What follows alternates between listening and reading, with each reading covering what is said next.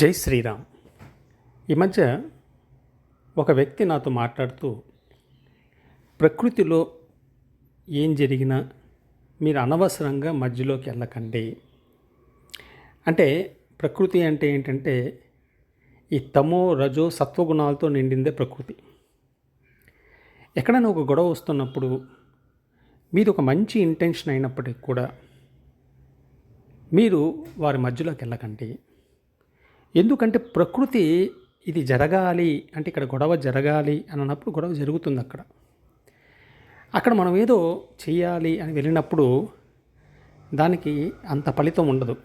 నిజంగా చెప్పాలంటే మన స్ట్రెంగ్త్ ఏదైతే ఉందో అదే మనకు ఒక్కోసారి వీక్నెస్ అయిపోతుంది. అంటే మన అందరిలో మంచి కోరుకొని అందరి మధ్య ఒక సఖ్యత కోసం ఏదైనా ఒక ఇనిషియేషన్ తీసుకున్నప్పుడు అది మన ప్రశాంతతను కూడా తీసుకెళ్ళిపోతుంది. అంటే నేను ఇక్కడ మిమ్మల్ని ఎవరిని కూడా మంచి పనులు చేయొద్దని చెప్పట్లేదు. మంచి పనులు చేయండి. కానీ ఎలా చేయొచ్చు మనము అంటే ఈ ఇంద్రియాలకి దాటి, అంటే ఈ మనిషి బాహ్యంగా అయితే ఈ ఆలోచనలు ఇంద్రియాలను వాటి దాటేసి బుద్ధితో, అంటే ఈరోజు ఎలా అయిపోయిందంటే గొప్ప గొప్ప మహర్షులు కూడా అందరిలో కూడా బుద్ధి వికసించడానికి ఏదైతే మార్గాలు ఉందో అవన్నీ చేస్తున్నారు. మనం గాయత్రి మంత్రం చదువుతున్నప్పుడు కూడా దానిలో మన బుద్ధి ప్రకాశవంతం అవ్వడానికి ఏమిటి అనేది ఆ మంత్రం యొక్క మూల ఉద్దేశం. అందులో మనం ఏం చేయొచ్చు అంటే ఎక్కడైనా మనం ఒక ప్రాబ్లమ్ చూసినప్పుడు వీలైనంత వరకు ఒక ప్రార్థన ద్వారా దాన్ని కరెక్ట్ చేయొచ్చు.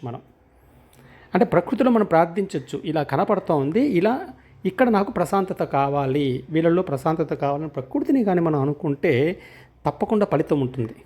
అంతేగాని మనం ఫిజికల్ బాడీతో ఇద్దరి మధ్య వెళ్ళి ఏదో సాల్వ్ చేద్దామని వెళ్ళినప్పుడు చాలా వరకు అది రివర్స్ అయ్యి మనది ఎంత మంచి ఇంటెన్షన్ అయినప్పటికీ కూడా దాన్ని ఒక నెగిటివ్గా, అంటే అందుకే అంటారు ఈరోజు ఒక మంచి దేవుడి నామం చెప్పినా కూడా ఎదుటివాడు దాన్ని ఎలా తీసుకుంటారనేది కూడా మనం చెప్పలేము అని అంటారు. కాబట్టి మనము వీలైనంత వరకు ప్రార్థన ద్వారానే మనం ఒక మనిషిలో మార్పు తీసుకురావచ్చు.